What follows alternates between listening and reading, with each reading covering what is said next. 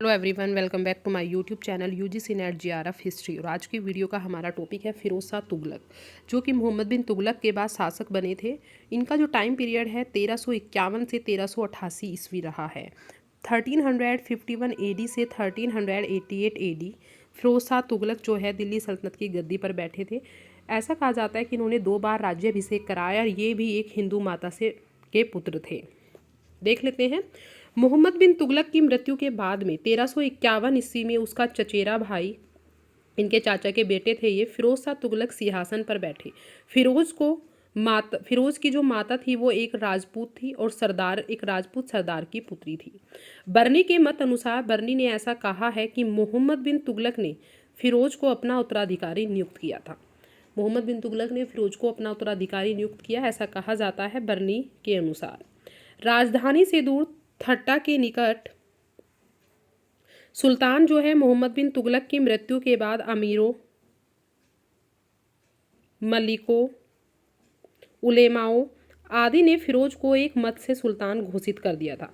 जब मोहम्मद बिन तुगलक की मृत्यु हो गई उसके बाद में जो राज दरबार के अमीर थे, मालिक थे, उलेमा वर्ग था, उन सभी ने फिरोज को एक मत हुए और सुल्तान बना दिया। फिरोज तुगलक सुल्तान घोषित हो गए। फिरोज तुगलक का 2 बार राज्याभिषेक हुआ था। पहले 22 मार्च को 1351 को थट्टा सिंध में ही, जब मोहम्मद बिन तुगलक की मृत्यु होती है, और उसके बाद में अगस्त 1351 में दिल्ली के अंदर। अब आते हैं फिरोज शाह तुगलक के राजस्व और ग्रामीण कृषि व्यवस्था की। उन्होंने राजस्व सुधार के लिए क्या क्या कार्य किए और उन्होंने अपनी कृषि व्यवस्था में क्या सुधार किया और क्या किया था, ये काफ़ी इंपॉर्टेंट है एग्जाम के पॉइंट ऑफ व्यू से।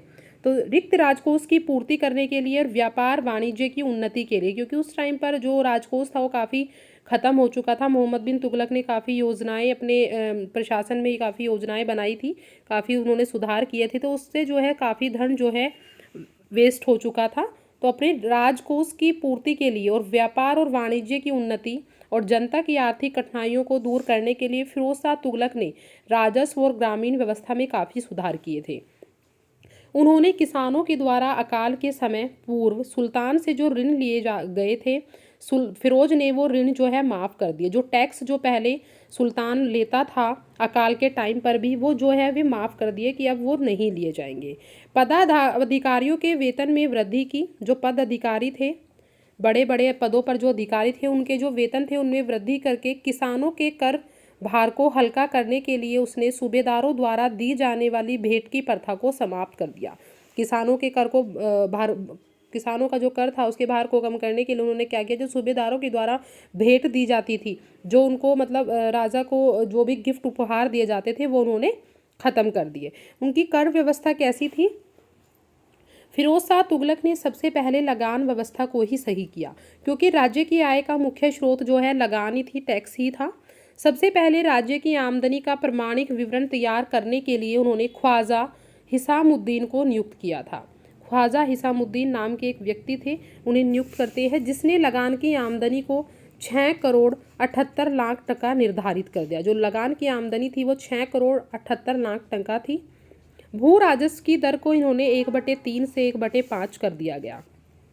फिरोज शाह तुगलक ने ब्राह्मणों पर जजिया कर लगाने वाला ये जो है प्रथम मुसलमान शासक था, जिसने जो है ब्राह्मणों पर जजिया लगाया। 24 प्रकार के अतिरिक्त करों अवबाब को समाप्त कर दिया गया, जिसमें अलाउद्दीन खिलजी द्वारा प्रारंभ घरई व चराई कर भी शामिल थे।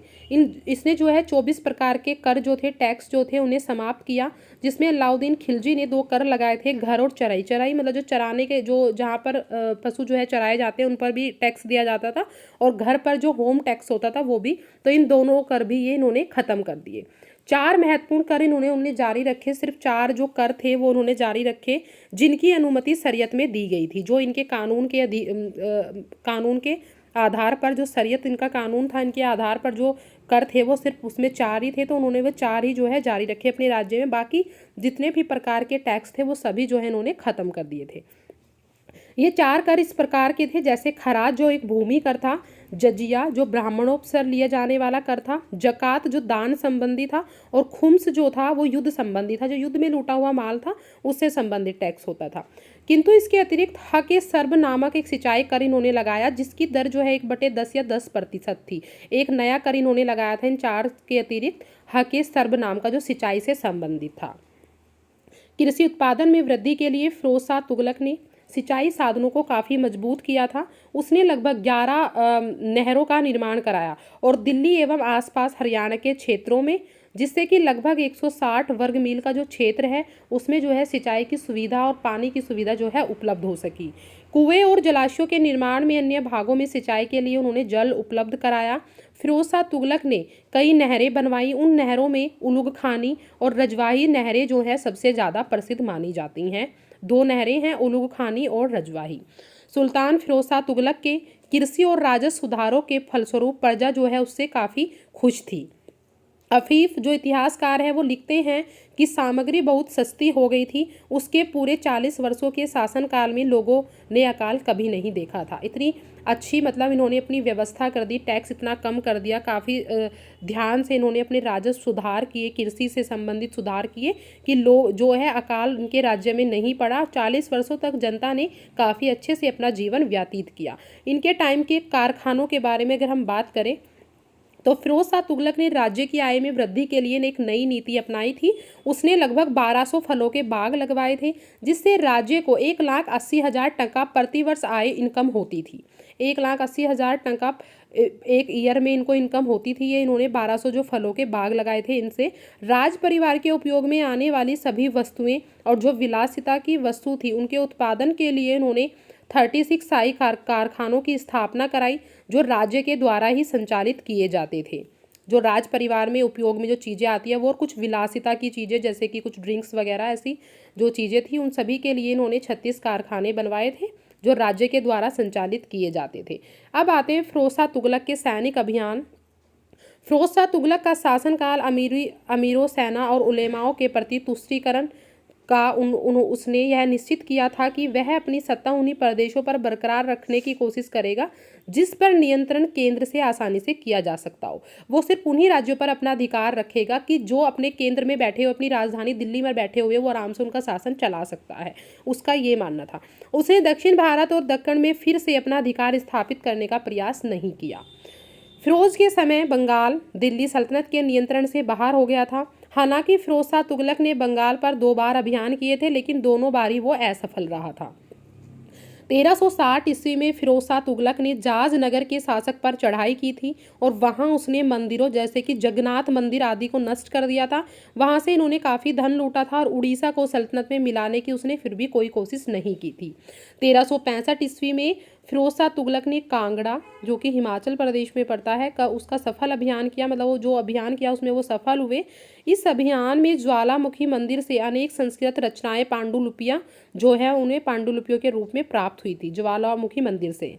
फिरोज शाह तुगलक का जो सबसे लास्ट का सैनिक अभियान था वो ठट्टा में था। ठट्टा जो सिंध में पड़ता है। 1362-64 ईस्वी में, कुछ स्रोतों के अनुसार, कुछ सोर्सेज के अनुसार ऐसा पता चलता है कि 1365-67 में 2 वर्षों के अभियान के बावजूद जो है उसे कोई सफलता नहीं मिली। इन्होंने ठट्टा पर 2 बार अपने सैनिक अभियान किए थे। फिरोज शाह तुगलक के अन्य कार्य देख लेते हैं। फिरोज शाह तुगलक ने अपनी आत्मकथा लिखी है जिसका नाम है फतुआत ए फिरोज शाही। इन्होंने पुस्तक लिखी। किसानों पर लगे तकावी ऋणों को इन्होंने माफ़ कर दिया। काफ़ी इंपॉर्टेंट पॉइंट्स हैं। उसने कुछ विभागों की स्थापना की, जैसे कि दारुल सफ़ा, जो कि एक राजकीय अस्पताल था जिसमें सभी जो राज्य में रहने वाले व्यक्ति हैं उनका इलाज होता था। एक विभाग इन्होंने बनाया दीवाने खैरात, जो गरीबों के लिए दान विभाग था।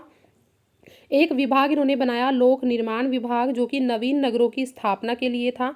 और दफ्तर ए रोजगार, जो बेरोजगारों के लिए था। इन काफ़ी विभाग की इन्होंने स्थापना की थी। फिरोज शाह तुगलक ने अनुवाद विभाग की भी स्थापना की, जिसमें हिंदू और मुस्लिम दोनों संप्रदायों के लोगों में एक दूसरे के विचारों की समझ बेहतर हो सके।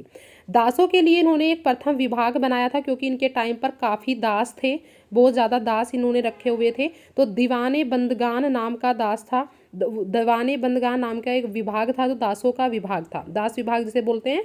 इनके दरबार में दासों की जो संख्या थी सबसे अधिक थी।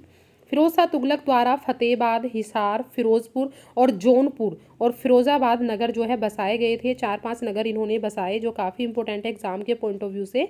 फिरोज शाह तुगलक ने कुतुब मीनार की भी मरम्मत कराई थी, जो कि कुतुबुद्दीन ऐबक ने बनवाई और फिर बाद में इल्तुतमिश ने भी।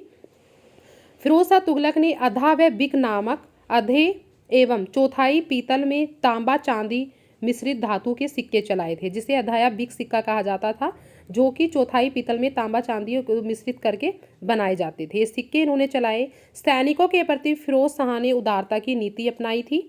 उसने जो है खुम्स, जो कि युद्ध संबंधी एक टैक्स था, उसकी प्रचलित दर में परिवर्तन करके सैनिकों को 80% भाग देना आरंभ किया, कि जो युद्ध से जो सामान लूटा जाएगा उसका जो टैक्स देना है वो जो है 80% जो है भाग सेना को आरंभ किया देना, और राज्य द्वारा 20%, सिर्फ 20वां हिस्सा ही लिया जाएगा, ऐसा इन्होंने कर दिया था। फिरोज शाह तुगलक द्वारा अशोक के 2 स्तंभों को जो मेरठ और टोपरा से दिल्ली लाए गए थे। अशोक के 2 स्तंभ थे जो जिनको ये मेरठ एवं टोपरा से दिल्ली लाया। टोपरा वाले स्तंभ को फिरोजाबाद की मस्जिद के निकट इन्होंने स्थापित कराया था, और मेरठ वाले स्तंभ को दिल्ली में, और एक जो कि कुएं शिकार महल के सामने गड़ा हुआ है। फिरोज शाह तुगलक के उत्तराधिकारियों की बात करें तो उनके उत्तराधिकारी जो है, फिरोज शाह तुगलक की मृत्यु हो जाती है 1388 AD में। उसके बाद में जो उनके उत्तराधिकारी हुए हैं वो बहुत ज़्यादा अयोग्य साबित हुए। फिरोज शाह के उत्तराधिकारियों में तुगलक शाह द्वितीय, अबू बकर, मोहम्मद शाह और नसरुद्दीन महमूद शाह थे। नसरुद्दीन महमूद शाह के शासनकाल में 1398 और 99 में समरकंद के शासक तैमूर लंग ने दिल्ली पर आक्रमण करके तुगलक साम्राज्य को तहस नहस कर दिया था। तैमूर के आक्रमण के समय महमूद शाह दिल्ली छोड़कर भाग जाते हैं, और 1305 में तैमूर की मृत्यु के बाद वह दिल्ली लौट जाते हैं। नसरुद्दीन महमूद शाह के शासनकाल में दिल्ली सल्तनत से जौनपुर, गुजरात और मालवा भी स्वतंत्र हो जाते हैं। तो अब आता है फिरोज शाह तुगलक का मूल्यांकन। समकालीन इतिहासकारों के द्वारा फिरोज शाह तुगलक को मध्यकालीन भारत का पहला कल्याणकारी निरंकुश शासक कहा जाता है, जिसने अपनी जनता के लिए काफ़ी कार्य किए। उसके आर्थिक सुधारों से राज्य की स्थिति काफ़ी मजबूत हुई थी, और कल्याणपरक कार्यों से सुल्तान के पद की भी प्रतिष्ठा बढ़ी थी। फिरोज शाह तुगलक की अत्यधिक तुष्टीकरण की नीति ने साम्राज्य का पतन अवश्यंभावी बना दिया था। एलिफ हस्टन ने फिरोज को सल्तनत युग का अकबर कहा है। सो स्टूडेंट्स, आज के वीडियो में हमने फिरोज शाह तुगलक से रिलेटेड सभी इंपॉर्टेंट पॉइंट्स को पढ़ा। नेक्स्ट वीडियो में ऐसे हम नेक्स्ट टॉपिक की बात करेंगे। तब तक के लिए take care, have a good day.